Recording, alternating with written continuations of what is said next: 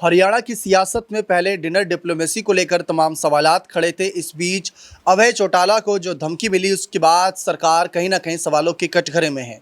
लगातार सरकार ऐसे कई सवालों का सामना कर रही है, जैसा कि हाल फिलहाल में देखने को मिल रहा है कि पहले पक्ष की तरफ से अपने ही उनकी मुश्किलें बढ़ाते नजर आए।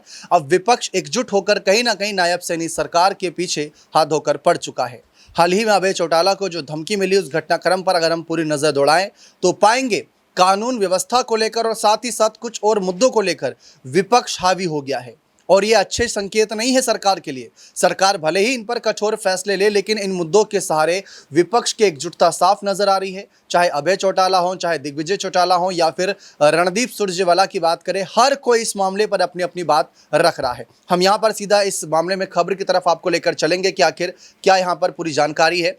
तो हरियाणा में हालात ऐसे कि सीएम को छोड़ना पड़ सकता है प्रदेश। कानून व्यवस्था पर अभय चौटाला ने इन पर तंज कसा। जहां पर अगर हम देखें तो हरियाणा में पहले इनोले के राष्ट्रीय अध्यक्ष अभय सिंह चौटाला को जान से मारने की धमकी और फिर रोहतक में कारोबारी से 5 करोड़ की रंगदारी मांगे जाने के बाद विरोधी दलों ने प्रदेश सरकार को कटघरे में खड़ा कर दिया। धमकी भरा वॉइस मैसेज मिलने के बाद अभय सिंह चौटाला ने कहा कि प्रदेश की कानून व्यवस्था नाम की कोई चीज नहीं है। आए दिन किसी न किसी को जान से मारने की धमकी मिल रही है। जब उनसे ये सवाल पूछा गया कि मुख्यमंत्री ने तो बदमाशों को प्रदेश छोड़ने की नसीहत तक दे डाली, तो इनोले के नेता कहते हैं कहा कि प्रदेश में ये हालात हो गए हैं कि अब मुख्यमंत्री को ही हरियाणा छोड़ना पड़ सकता है। दरअसल अभय सिंह चौटाला के बेटे करण चौटाला को मंगलवार रात 11 बजे कॉल आई थी। कॉल करने वाले ने बिना बात किए ही कॉल को काट दिया। बाद में करण चौटाला को एक वॉइस मैसेज भेजा गया जिसमें अभय चौटाला को धमकी दी गई। कार्रवाई आगे हुई, लेकिन वहीं सिरसा की सांसद कुमारी सैलजा ने कहा कि हरियाणा में कानून व्यवस्था की स्थिति दिन ब दिन बदतर होती जा रही है। अब तो हालात ये हो गए हैं कि ब्रिटेन से बैठे गैंगस्टर भी प्रतिष्ठित कारोबारियों से 5 करोड़ की रंगदारी मांग रहे हैं और पूरे परिवार को जान से मारने की धमकी दे रहे हैं। ये कोई पहली घटना नहीं, हर दिन कहीं ना कहीं से लूट, गोलीकांड, रंगदारी, अपहरण जैसी घटनाओं की खबरें आ रही हैं। आमजन, व्यापारी, महिलाएं, कोई भी सुरक्षित नहीं। अपराधियों के हौसले इतने बुलंद है कि उन्हें ना तो पुलिस का डर है और ना ही कानून का भय है। कुमारी शैलजा का कहना है कि भाजपा सरकार की नाकामी का ही नतीजा है कि प्रदेश में कानून व्यवस्था पूरी तरह पटरी से उतर चुकी है। हरियाणा में कोई ऐसा दिन नहीं जाता जब अपराध की कोई भयावह घटना सामने ना आए। ये तो कुमारी शैलजा का बयान है। सुरजेवाला का बयान सुनिए। कांग्रेस के वरिष्ठ नेता और राज्यसभा सदस्य रणदीप सुरजेवाला ने कहा कि जब व्यापारी जान की भीख मांगे, जब गैंगस्टर इंसाफ का मजाक उड़ाएं, जब राठी हत्याकांड जैसे जख्म नसीहत नहीं धमकी बन जाए, तो समझिए कानून नहीं अपराध का राज चल रहा है। उन्होंने सीएम से सवाल पूछा कि क्या अब हरियाणा की सड़कों पर गोली और गैंगस्टर ही नीति तय करेंगे? अगर हाँ, तो मुख्यमंत्री की गद्दी किस लिए? इसके साथ साथ वो एक और बात लिखते हैं, जहां लिखते हैं कि ये धरती है वीरों की, अब खौफ में डूबी है। जहां हंसी थी खेतों में, अब चीखें ही गूंजती हैं। हर कोने में गोलियों का सन्नाटा है, खौफ से उठी आंखें पूछती हैं सवाल। अपराधियों के हवाले कर दिया हरियाणा का हाल। मेरा हरियाणा बिखर रहा है, आग भी है, दर्द भी है।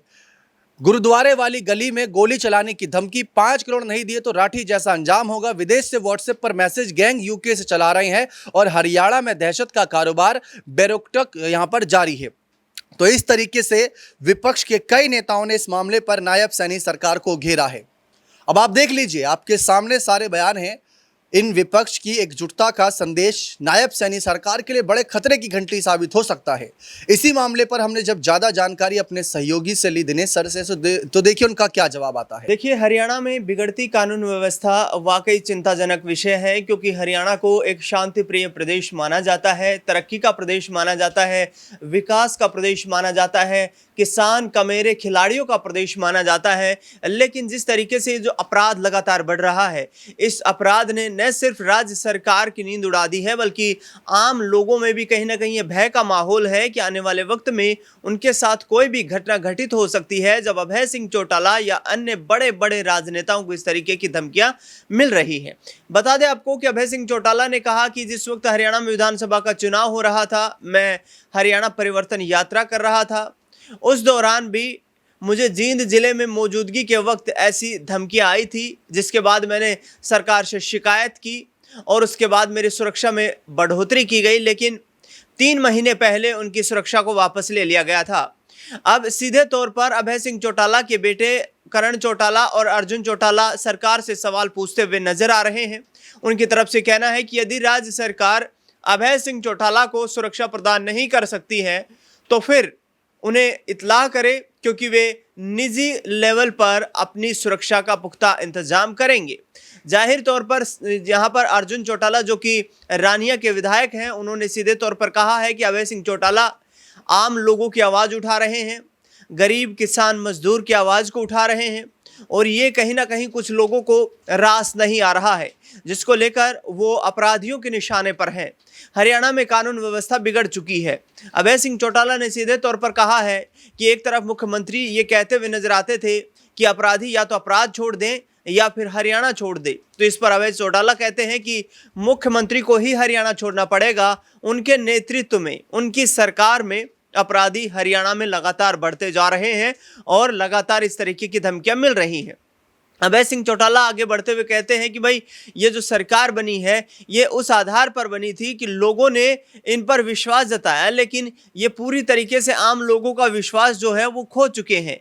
पिछले दिनों जिस तरीके से इंडियन नेशनल लोकदल के प्रदेश अध्यक्ष रहे नफे सिंह राठी की सीधे तौर पर जो दनादन गोलियों से भूनकर हत्या कर दी गई बहादुरगढ़ हरियाणा में, उसकी जांच भी अभी पेंडिंग है और सीधे तौर पर मुख्यमंत्री नायब सिंह सैनी से सवाल पूछ रहे हैं अभय चौटाला कि आखिरकार मुख्यमंत्री ये सुनिश्चित करें कि नफे सिंह राठी को मारने वाले लोग अभी तक क्यों नहीं पकड़े गए हैं, कहां उनकी पुलिस इंटेलिजेंस फेलियर हो रहा है। इसके साथ साथ सीधे तौर पर जो अभय सिंह चौटाला वो ये सवाल भी पूछ रहे हैं कि नफे सिंह राठी वाला हाल उनका कर दिया जाएगा, यानी कि क्या वे वही अपराधी हैं जिन्होंने नफे सिंह राठी की जान ली है और अब अभय सिंह चौटाला के पीछे लग चुके हैं। क्या ये कोई राजनीतिक षड्यंत्र तो नहीं है? और यदि हरियाणा में सवाल पूछना, विपक्ष की भूमिका निभाना एक गुनाह हो गया है तो अभय सिंह चौटाला ये गुनाह बार बार करता रहेगा।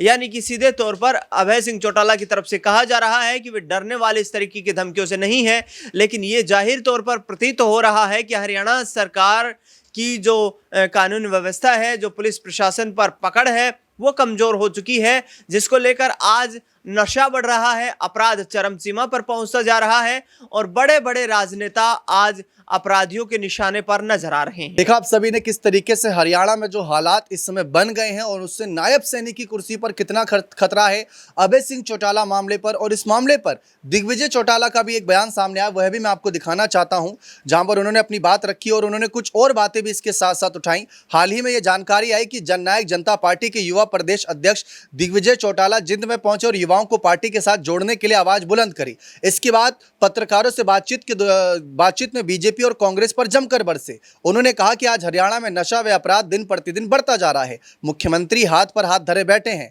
कांग्रेस की गुटबाजी कभी खत्म होने वाली नहीं। दिग्विजय सिंह ने दावा किया कि जनता को 2024 में गलती का पछतावा हो गया और अब 2029 में जेजेपी की सरकार बनेगी। जननायक जनता पार्टी के युवा प्रदेश अध्यक्ष दिग्विजय चौटाला ने कहा कि लोगों में चर्चा है कि जनता की आवाज, खासकर युवाओं की आवाज जेजेपी पार्टी की बुलंद कर सकती है। चाहे सीईटी का मामला हो या फिर बेरोजगारी का मामला, हरियाणा के बीपीएल कार्ड का मामला हो, हरियाणा के लिए पानी सहित सभी मामलों पर केवल जेजेपी पार्टी उठा सकती है। लोगों की भावना जेजेपी की तरफ बढ़ रही है और पिछली बार की गलती का उन्हें एहसास हो रहा है। वे मलाल मान रहे हैं कि जेजेपी की कमजोर करके गलती की। जिस भी गांव में जा रहे हैं सैकड़ों लोगों की भीड़ हमें आशीर्वाद देने पहुंच रही है। अभय चौटाला को धमकी मिलने के बारे में कहा कि आज धमकी किसी को भी मिल सकती है। प्रदेश के हालात इतने खराब हो गए हैं कि पुलिस को कार्रवाई करनी चाहिए और पुलिस कार्रवाई करे। इसके साथ ही उन्होंने कहा कि दिन प्रतिदिन मेहनत करेंगे, संघर्ष करेंगे, लड़ाई लड़ेंगे, लोगों के बीच जाकर गिले शिकवे मनमुटाव दूर करके 36 बिरादरी के साथ मजबूत सरकार बनाएंगे। 2019 जो कार्य अधूरा छोड़ा गया उसको 2029 में पूरा करेंगे।